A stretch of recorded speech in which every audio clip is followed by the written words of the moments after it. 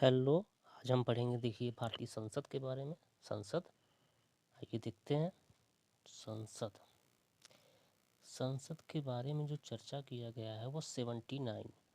और संसद जो निर्माण होता है किससे किससे? राष्ट्रपति, लोकसभा और राज्यसभा, ये तीनों मिलकर संसद का निर्माण करते हैं। अनुच्छेद 79। और राज्यसभा की संरचना, अधिकतम सदस्य संख्या 250, जिसमें 12 राष्ट्रपति द्वारा मनोनीत किए जाते हैं, और 238 238 राज्यों व संघ राज्य क्षेत्रों के प्रतिनिधि जो होते हैं वह अप्रत्यक्ष रूप से निर्वाचित होते हैं, यानी इनडायरेक्ट रूप से निर्वाचित। इसके बाद संविधान की चौथी अनुसूची, राज्यसभा के लिए राज्यों व संघ राज्य क्षेत्रों में सीटों का आवंटन।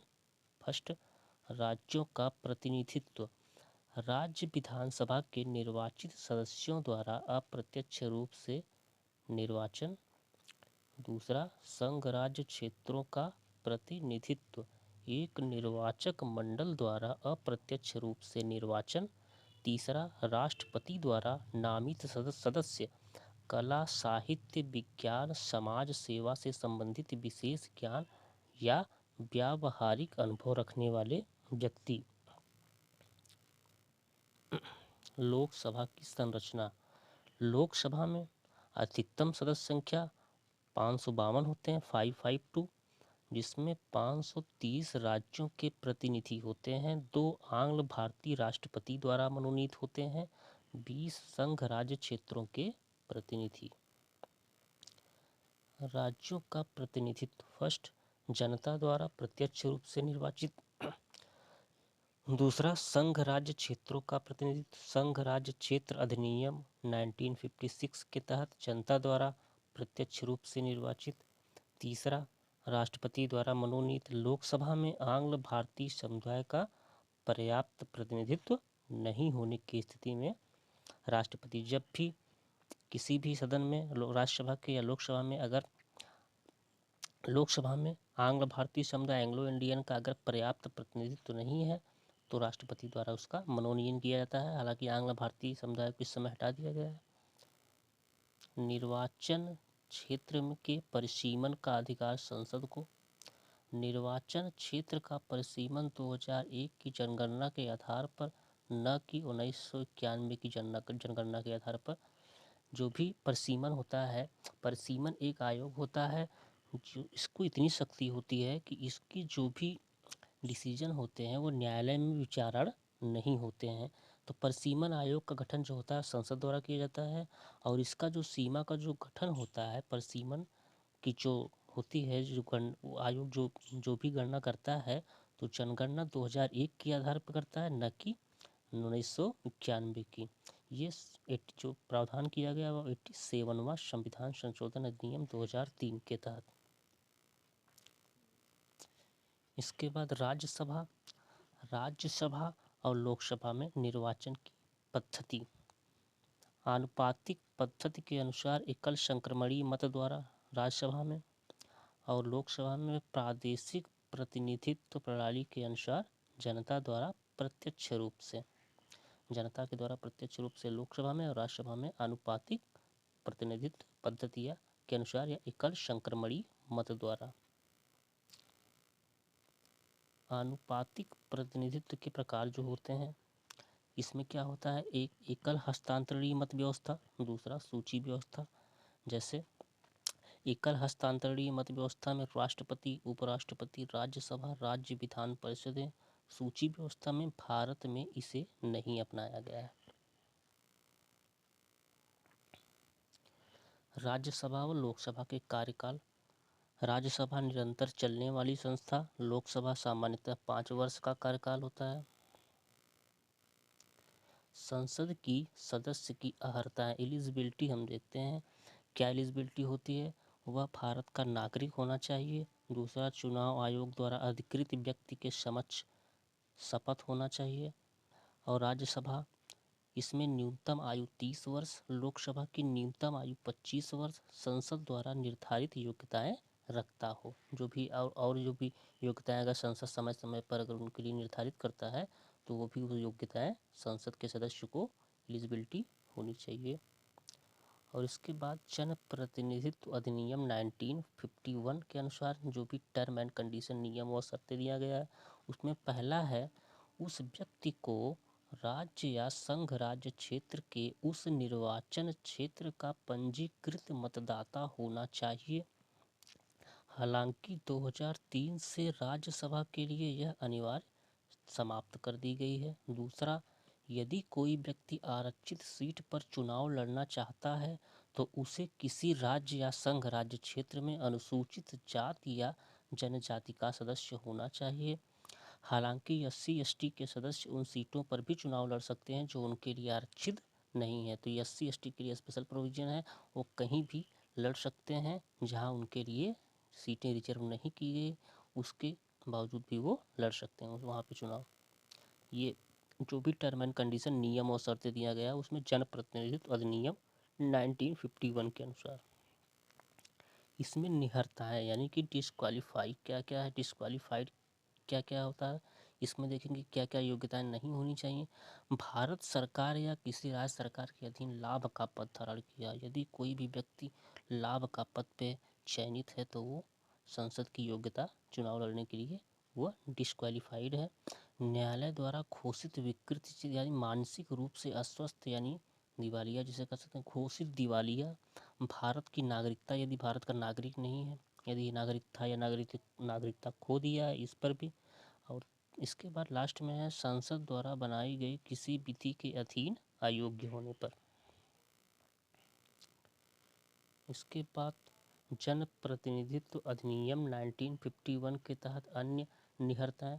इसके तहत जो भी 1951 के तहत जो भी डिस्क्वालीफाइड हो जाएगा उसमें देखिए, चुनावी अपराध या चुनाव में भ्रष्ट आचरण का दोषी, किसी अपराध में 2 वर्ष या उससे अधिक की सजा, निर्धारित समय में चुनावी खर्च का ब्यौरा देने में विफल, सरकारी ठेका काम या सेवाओं में कोई रुचि न हो, ऐसे निगम में निदेशक या प्रबंध निदेशक के पद पर न हो जिसमें सरकार का 25% हिस्सा हो, भ्रष्टाचार या निष्ठाहीन होने के कारण सरकारी सेवाओं से बर्खास्त न किया गया हो, या छुआछूत दहेज व सती जैसे सामाजिक अपराधों में संलिप्त न हो। दल बदल के आधार पर निहरता डिस्क्वालीफाइड, दल बदल कानून जो प्रोविजन किया गया है 10वीं अनुसूची में, उसके तहत जो भी डिस्क्वालीफाइड प्रोविजन है 10वीं अनुसूची के प्रावधानों के अनुसार दल बदल में दोषी पाया गया व्यक्ति संसद की सदस्यता के लिए अयोग्य ठहराया जा सकता है यदि वह स्वेच्छा से उस दल का त्याग कर दे जिस दल के टिकट पर उसे चुना गया हो। फिर दूसरा है राजनीतिक दल के निर्देशों के विरुद्ध सदन में मतदान करने पर।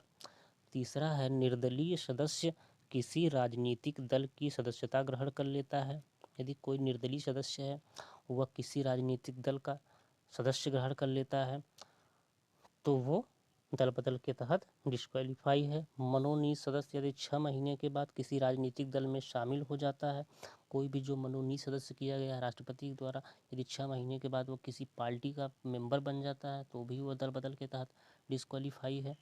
तो ये प्रोविजन है दल बदल के आधार पर। संसदीय विशेषाधिकार, जो कि इसका प्रोविजन 105 अनुच्छेद आर्टिकल 105 में दिया गया है। क्यों दिया गया है इसके बारे में देखते हैं। संसद के सदस्यों के कार्यों की स्वतंत्रता, स्वायत्तता, प्रभाविता सुनिश्चित करने के लिए, और इसमें संसद का एक भाग होने के बावजूद संसदीय अधिकार राष्ट्रपति के लिए नहीं है। संसदीय विशेषाधिकारों का वर्गीकरण, सामूहिक विशेषाधिकार, व्यक्तिगत विशेषाधिकार। सामूहिक विशेषाधिकार में देखते हैं अपनी रिपोर्ट, वाद विवाद, कार्यवाही को प्रकाशित करने अथवा अन्यों को इस प्रकाशित न करने देने का अधिकार।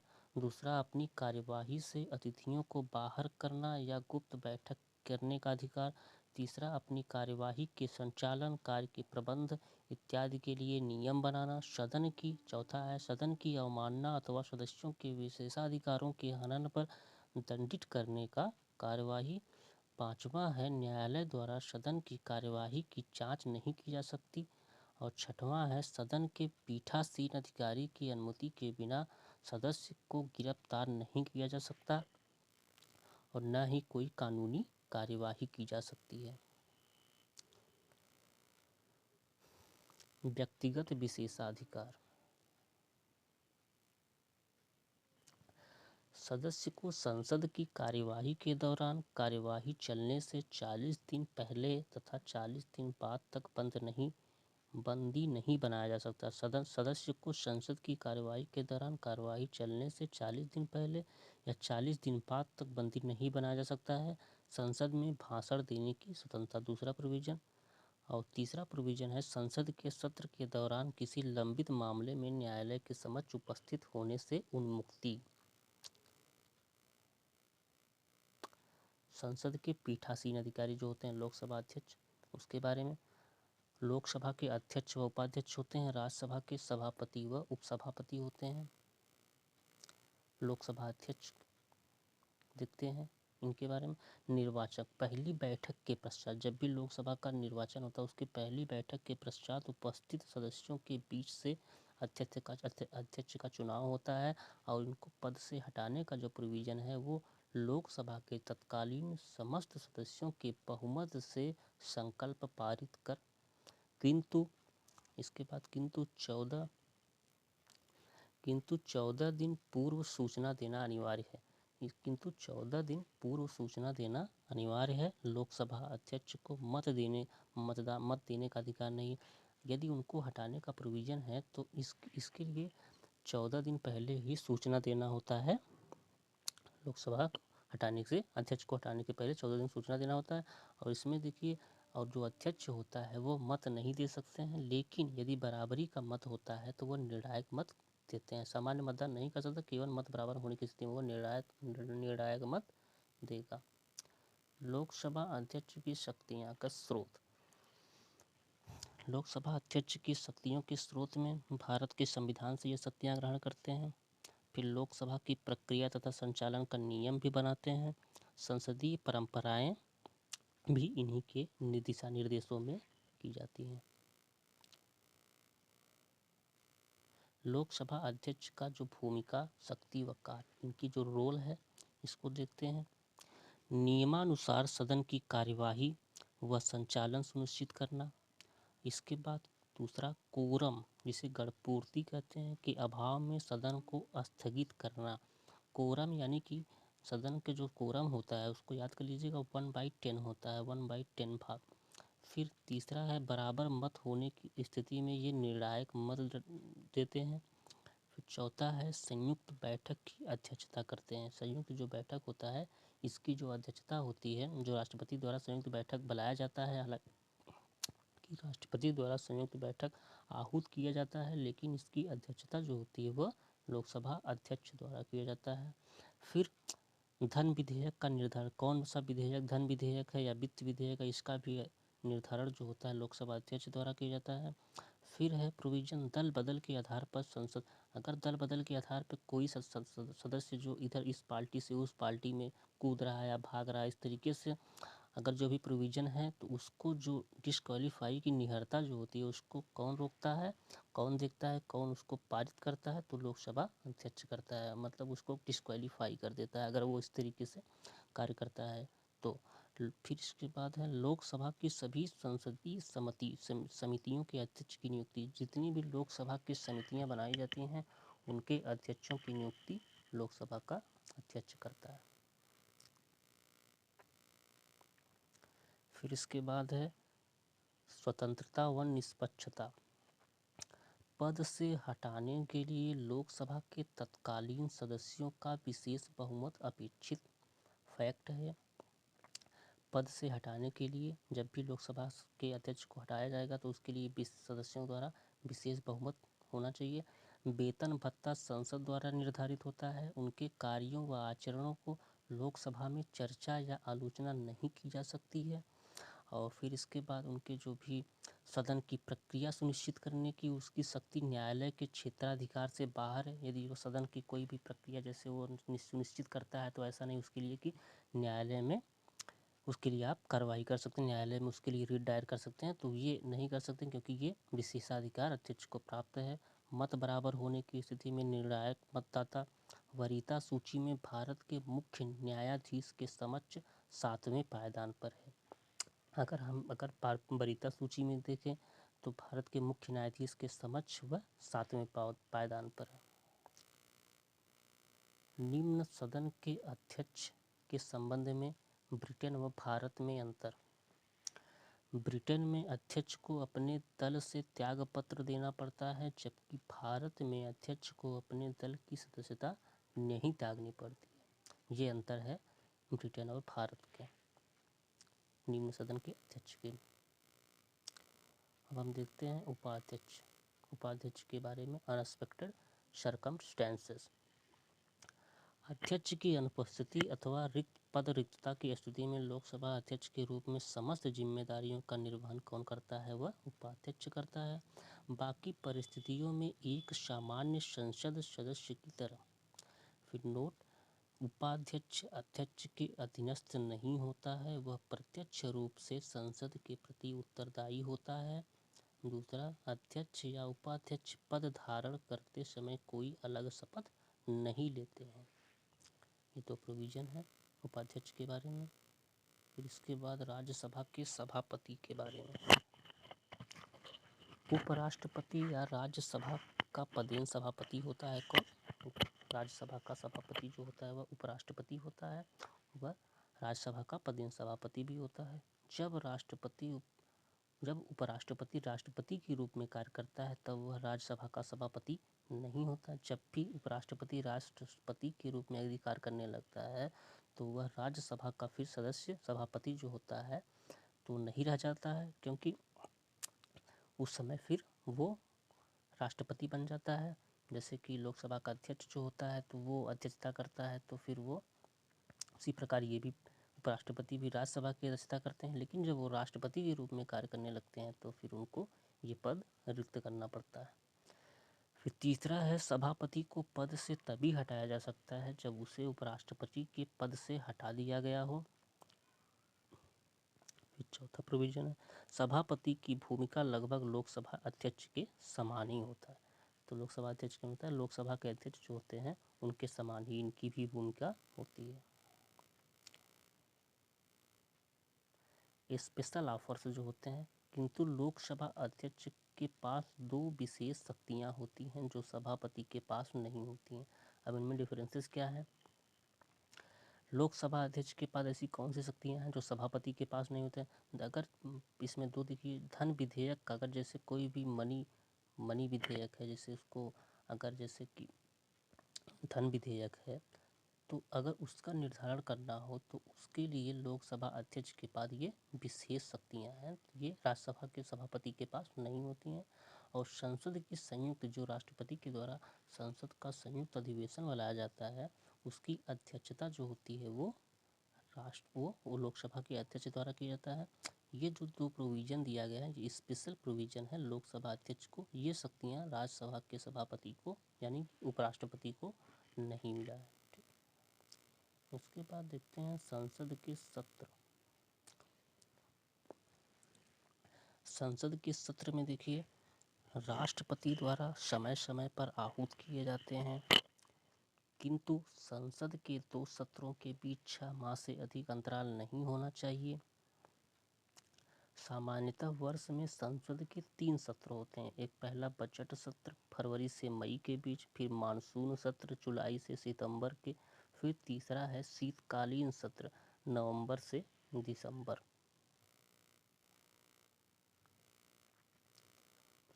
इसके बाद स्थगन बनाम सत्रावसान। स्थगन क्या होता है और सत्रावसान क्या होता है, इसके बीच क्या डिफरेंसेस है इसको देखते हैं। स्थगन में यह सिर्फ एक बैठक को समाप्त करता है, न कि सत्र को। और सत्रावसान में यह न केवल बैठक बल्कि सदन के सत्र को समाप्त करता है। फिर दूसरा है, यह सदन के पीठासीन अधिकारी द्वारा किया जाता है। सत्रावसान है इसे राष्ट्रपति द्वारा किया जाता है। और स्थगन में तीसरा है, यह किसी विधेयक या सदन के विचाराधीन काम पर असर नहीं डालता, क्योंकि वही काम दोबारा होने वाली बैठक में किया जा सकता है। 17वां में तीसरा दिया गया है, यह भी किसी विधेयक पर प्रभाव नहीं डालता, लेकिन बचे हुए काम के लिए अगले सत्र में नया नोटिस देना पड़ता है। ब्रिटेन में 17वां के कारण विधेयक या अन्य लंबित कार्य समाप्त माने जाते हैं।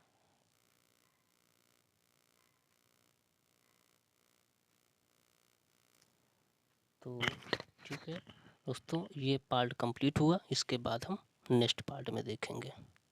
Best of luck.